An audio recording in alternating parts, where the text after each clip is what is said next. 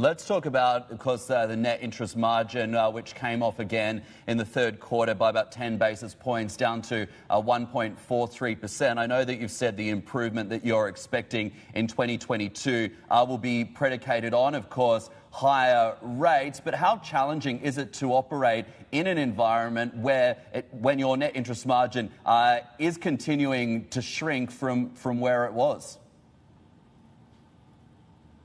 Well, I think we've seen the worst already.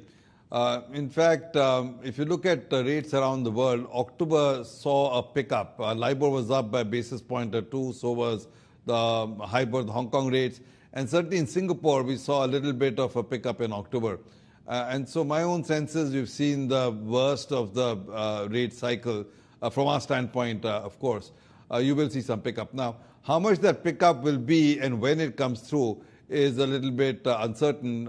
You were just mentioning the fact that Bank of England surprised by not tightening after signaling for the last few weeks that they would.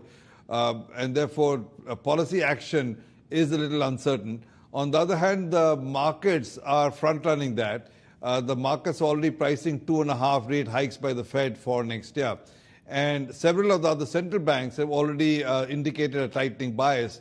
The Monetary Authority of Singapore indicated tightening monetary policy a little while ago.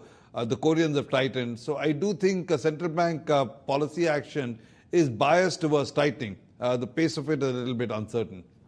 Yeah, I was going to pick up on that because, as you rightly point out there, the BOE surprising when I think virtually everyone out there expected an interest rate hike. Does that tell us that central banks are perhaps going to be a little more reticent to jump on a tightening policy, and that the normalisation back towards higher interest rates could actually take longer than what we're anticipating? Well, most central banks will first go the path of the Fed, which is take off the QE or the liquidity that they'll be providing.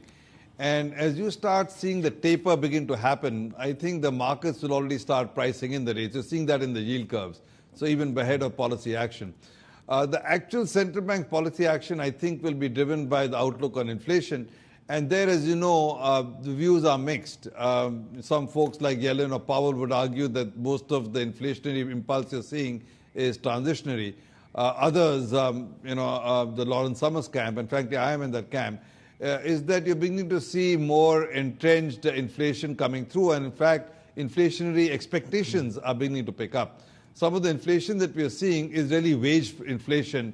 Salaries are beginning to dial up, and I don't think those are so easy to reverse.